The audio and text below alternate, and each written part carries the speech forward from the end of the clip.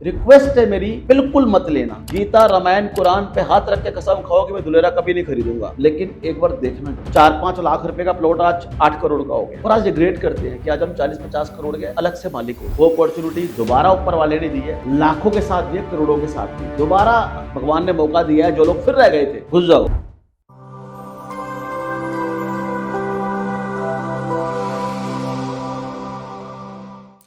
Sir, आपका real talk में बहुत बहुत स्वागत है।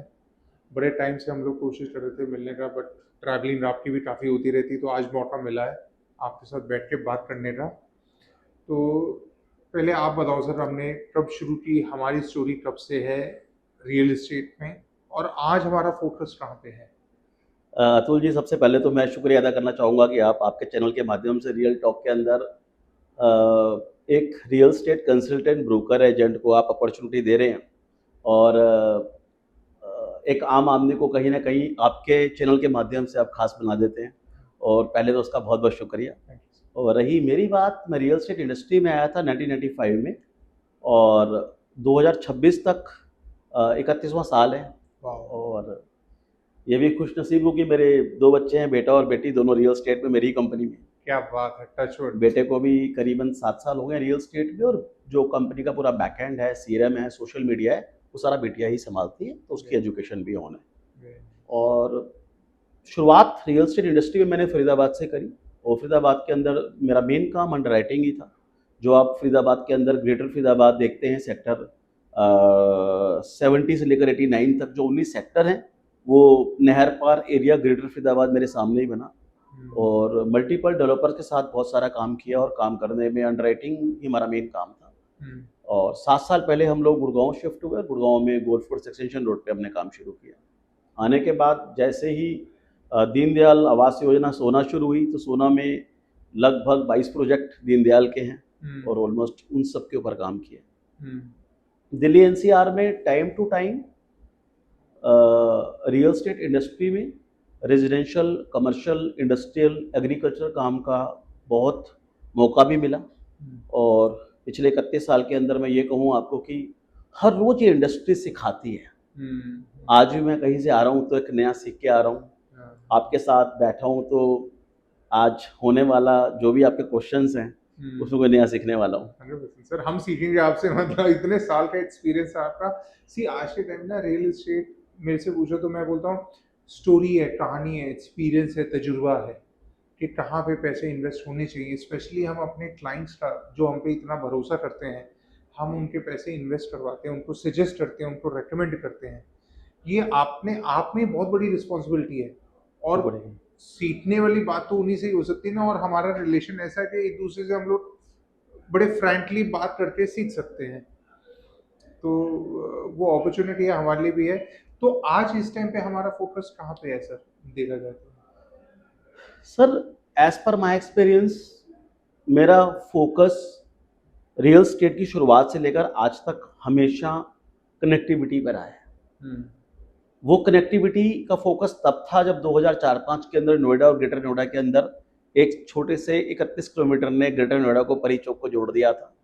एक वक्त था जब लोग डरते थे, और एक टाइम आया जब ग्रेटर नोएडा आज आपके सामने एयरपोर्ट के साथ शान ही बन गया है। बिल्कुल बिल्कुल।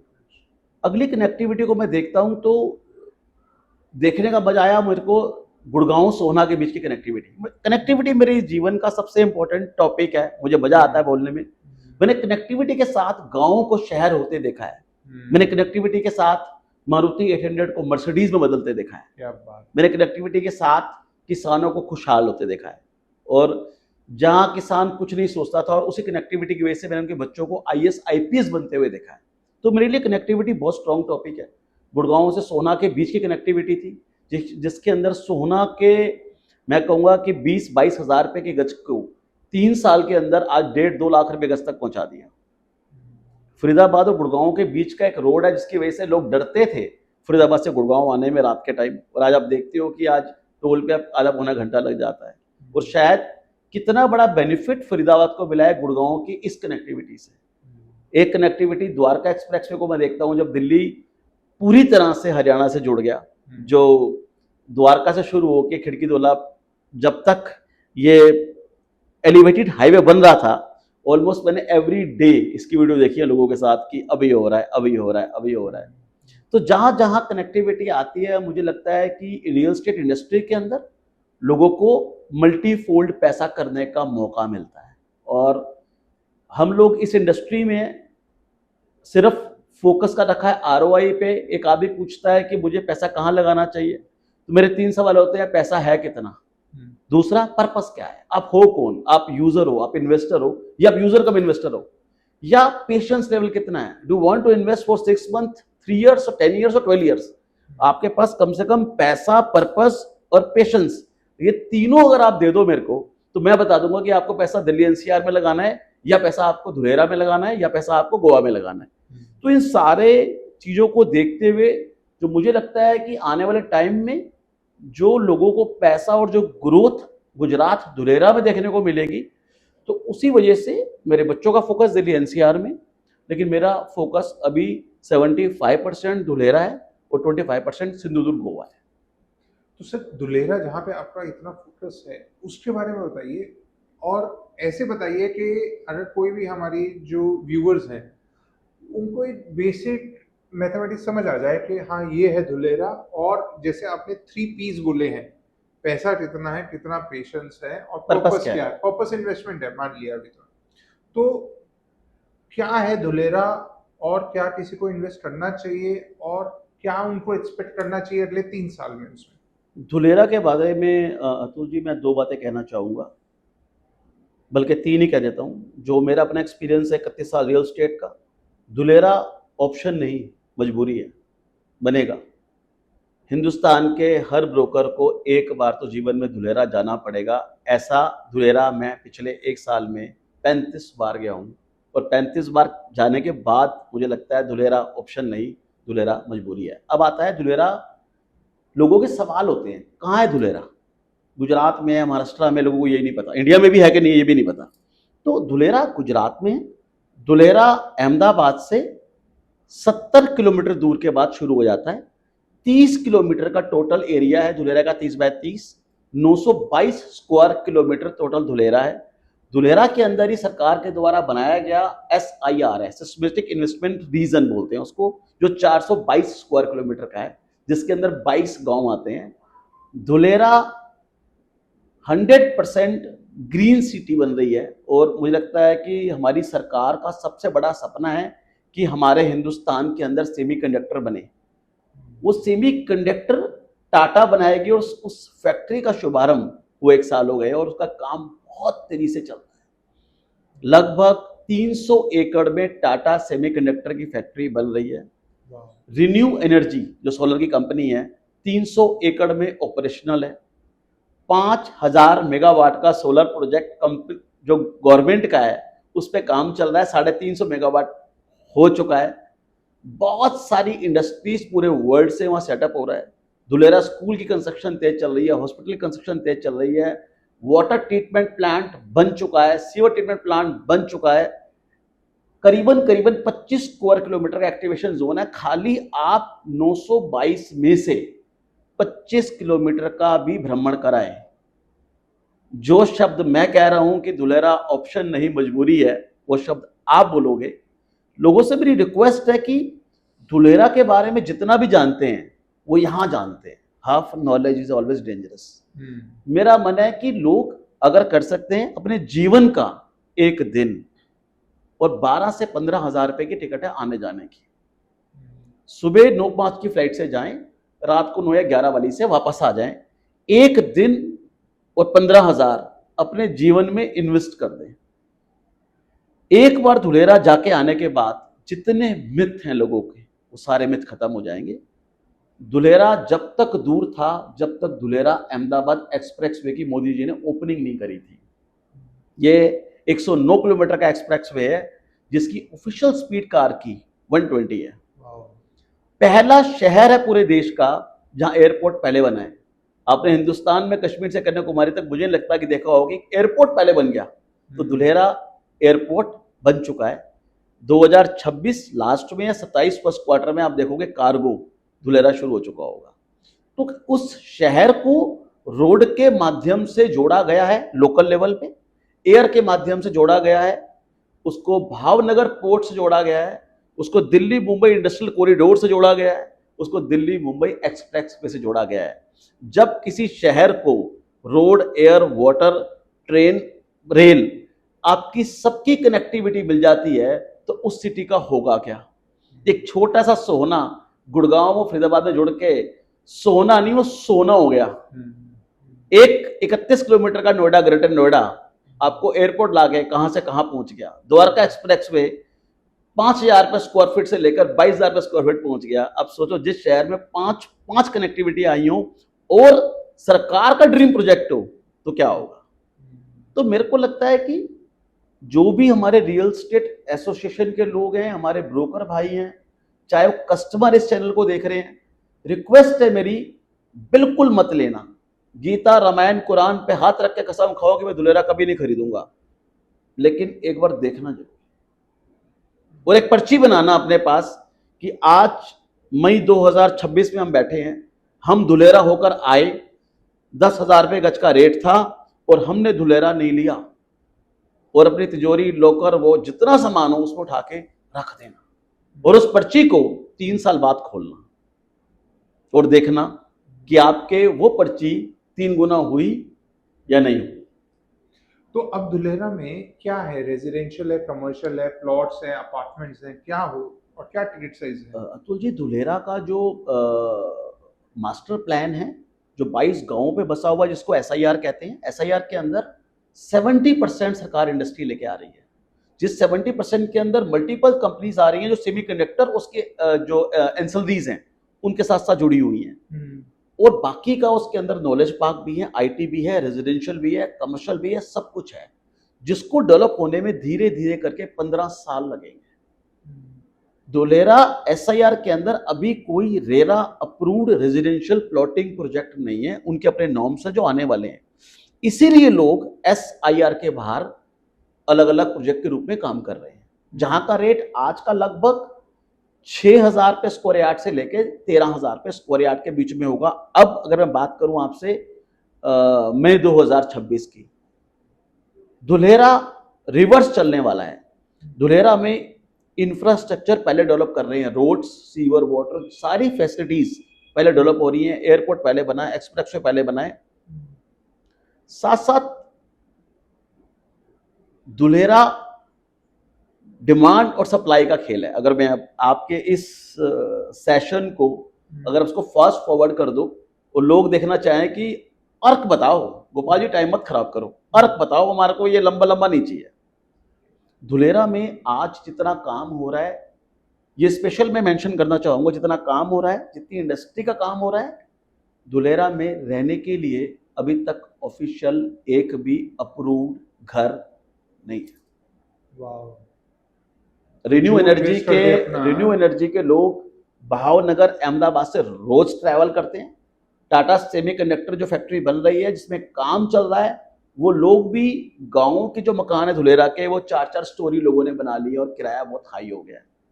कुछ छोटी छोटी टाउनशिप पहले की थी जिनको उन्होंने विलास बना के उठा के टाटा को दे दिया है। 2 भी 5 स्टार होटल बन रहे हैं जो भी एसआईआर के बाहर है, अंदर तो बहुत कुछ होने वाला है। धुलेरा डिमांड और सप्लाई का खेल है। जो भी धुलेरा जाएगा, सिर्फ ये देखना क्या वहां पे कोई 3 स्टार होटल है, नहीं, क्या अप्रूव्ड गेस्ट हाउस है, नहीं, कोई बड़ी टाउनशिप है, जवाब में है नहीं, क्या ग्रुप हाउसिंग का कोई प्रोजेक्ट है जो बन के तैयार हो गया और रेडी टू मूव इन, जवाब है नहीं। डिमांड सप्लाई का खेल है। जितना वहां पे काम होने वाला है, जितने लोग आने वाले हैं, उनके रहने की जगह नहीं है। इसीलिए लगता है कि आने वाले वक्त में जो राइट टाइम है, इन्वेस्ट कर लेगा, चाहे प्लॉट लेना चाहें, इंडस्ट्री बनाना चाहें, इंडस्ट्रियल प्लॉट लेना चाहें, कमर्शियल लेना चाहें, छोटा बुटीक होटल बनाना चाहें, गेस्ट हाउस बनाना चाहें, एक कमर्शियल मॉल बनाना चाहें, जो भी करना चाहें, रेजिडेंशियल से लेकर इंडस्ट्रियल तक, धुलेरा वहां पे चलेगा। और क्या टाइमलाइन देते हैं हमारा, कोई इन्वेस्ट करता है आज? मेरे को ऐसा लगता है कि 3 साल के अंदर लोगों के पैसे 2 से 3 गुना होने चाहिए।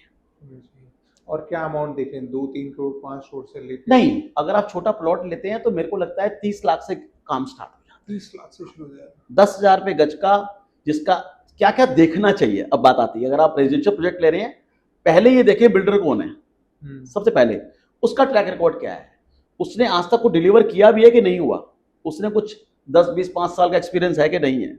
दूसरा, जो प्रोडक्ट को धुलेरा में लेके आ रहा है उसकी लोकेशन क्या है, किस लेवल का बनाने वाला है, कैसी रोड्स हैं, क्या कितने मीटर की रोड लेके आ रहा है, 12-18 मीटर की रोड लेके आ रहा है, उसमें एसटीपी बना रहा है कि नहीं बना रहा, उसके अंदर कितने केएलडी, सब कुछ पूछो, कितने केएलडी का एसटीपी बना रहा है, उससे अंदाजा लगेगा कि उसको कितना पता है कितना नहीं पता। साथ साथ एम्यूनिटीज में क्या क्या है, क्लब लेके आ रहा है कि नहीं आ रहा। तो बिल्डर कौन है, प्रोडक्ट क्या है, उसका एनए है कि नहीं है, एनओसी है कि नहीं है, उसका प्लान पास है कि नहीं है, क्या वो कस्टमर्स की रजिस्ट्री करने के लिए रेडी है कि नहीं है, 4 बातें पहले दिन ही पूछ लो।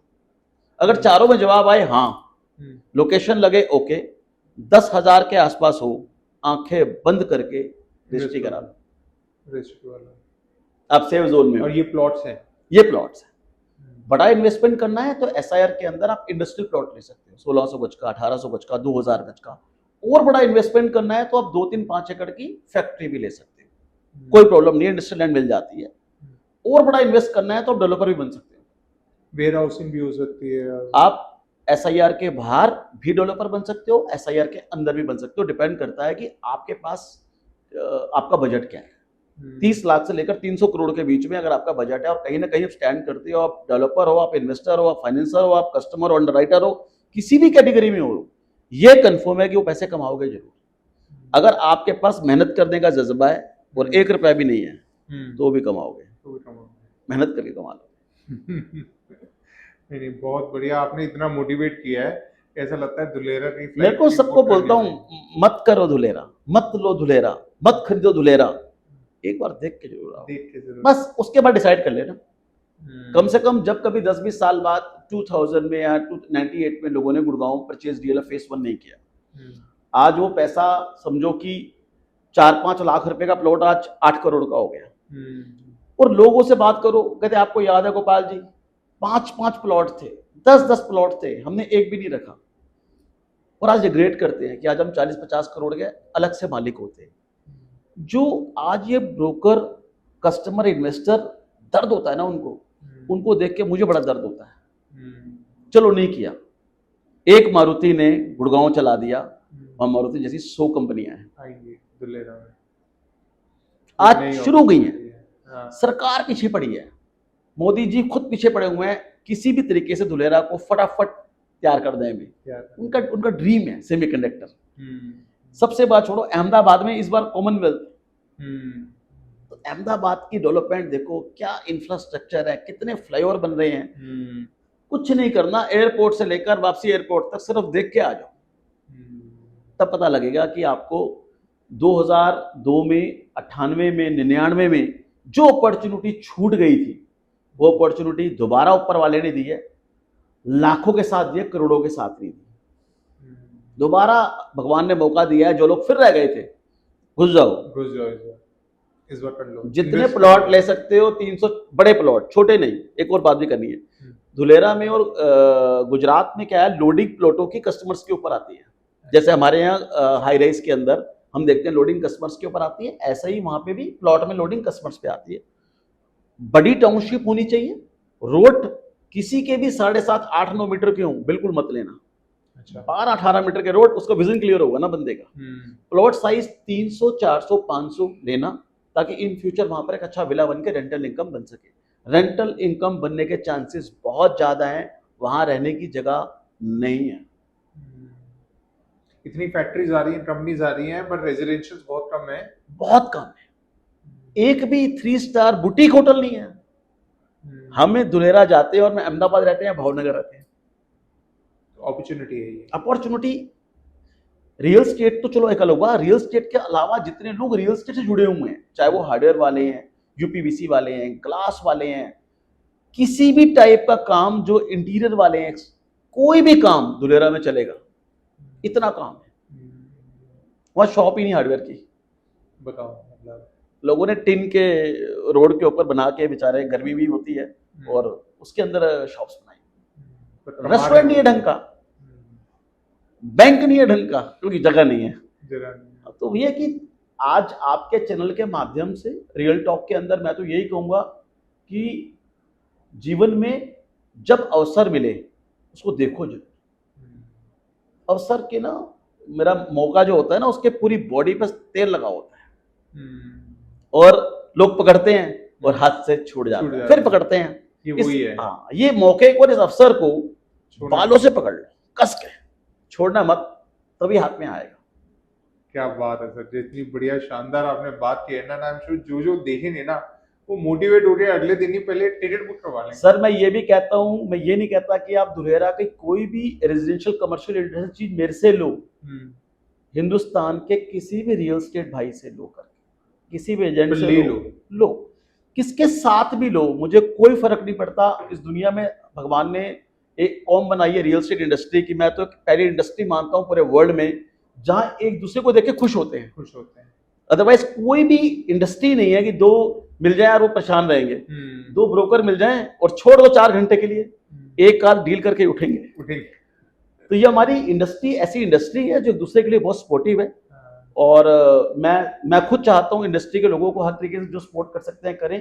जहां मेरी जरूरत है मैं आने को तैयार हूं, लेकिन जो कस्टमर्स देख रहे हैं किसी के थ्रू भी ले लेना, बिल्डर ठीक होना चाहिए। ठीक है sir, thank you so much for your time. Thank you so इतना much. मोटिवेट किया है, फॉर श्योर जाएंगे। और अतुल जी, और एक छोटी सी माफी मांगना चाहूंगा कि मैंने आज आपको बोलने का मौका नहीं दिया। अरे सर, बहुत खुशी हुई इस बात की, मतलब मौका नहीं दिया, और ये तो हम चाहते हैं। ये एक धुलेरा को 35 बार जाके आने की एक्साइटमेंट है कि मेरे को नहीं पाता। बहुत ही बढ़िया। बहुत आग लगती थी एक टाइम में जब फरीदाबाद का नहर पार करते थे, और बहुत आग लगी जब सोना किया, पलवल किया, सेम आग आ गई है वापस धुलेरा में। तो चलो Dholera. Thank you so much Thank you, sir, sir. Thanks a lot sir.